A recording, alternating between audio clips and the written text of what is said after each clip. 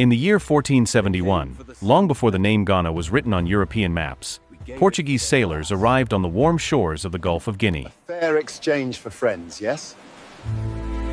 They came by sea, guided by the wind and driven by hunger, for gold, land, and power. The land welcomes guests. It does not welcome masters.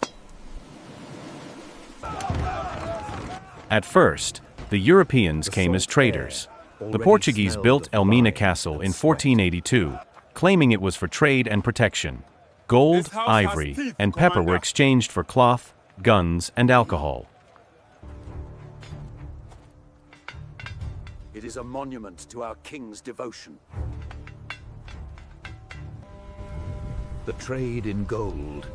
This meeting between Europe and the peoples of the Gold Coast would slowly grow into one of the most painful chapters in African history: colonization and slavery. African rulers, including those of the Fanti and Akan states, controlled their lands and negotiated on equal terms. The Europeans depended on African middlemen and respected local authority. The handshake became a shackle. The guests became the gods. We let the stone grow. Now it eats us. European traders encouraged wars among African states, supplying guns in exchange for captives. Prisoners of war, kidnapped villagers, and even children were sold. Families were torn apart. Chiefs who resisted were attacked or removed, those who could. Fine European steel. It will secure your borders. And in return, I empty my villages. Progress requires a specific kind of fuel. By the 1600s, Oba. European demand changed. Sugar plantations in the Americas required massive labor, and Europe turned to Africa for enslaved people. The Gold Coast became a major center of the transatlantic slave trade. Lord, bless this voyage. Grant us fair winds and a healthy harvest.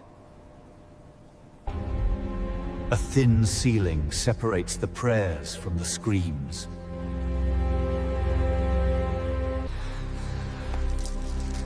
Inside the castles, enslaved Africans were packed into dark dungeons. Men chained, women abused, children crying. They stayed for weeks or months in filth and darkness, waiting for ships. Above them, Europeans lived comfortably, worshipped in chapels. Where is the sun, Mother?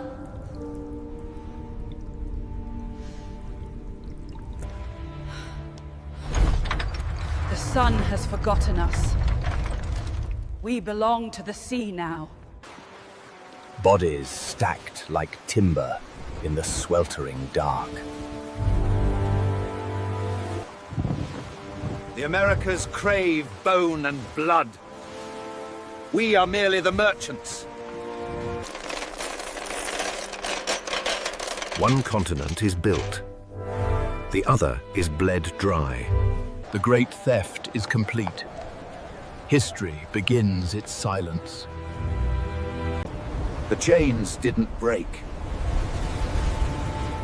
They merely changed form. Trade was no longer a partnership. It was a takeover.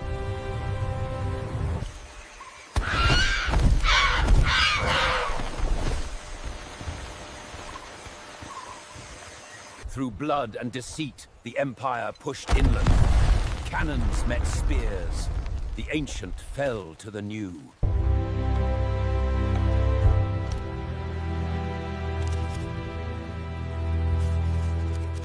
The crown claims the soil, and everything beneath it. Despite the cruelty, the people resisted. Leaders like Yaa Asantewaa stood against British rule. Communities preserved their culture, language, and identity. Where is the golden Though stone? wounded, Deliver the it spirit now. of the land survived. If you are too cowardly to fight, we will. We will fight until the last of us falls. The roar of thousands of cheering voices. Yet Ghana endured. From the ashes of oppression rose a nation that would later reclaim its name, its pride, and its freedom, becoming the first African country south of the Sahara to gain independence in 1957. At long last, the battle has ended. Ghana, your beloved country, is free forever. History remembers the tragedy, but it honors the iron will of the forgotten.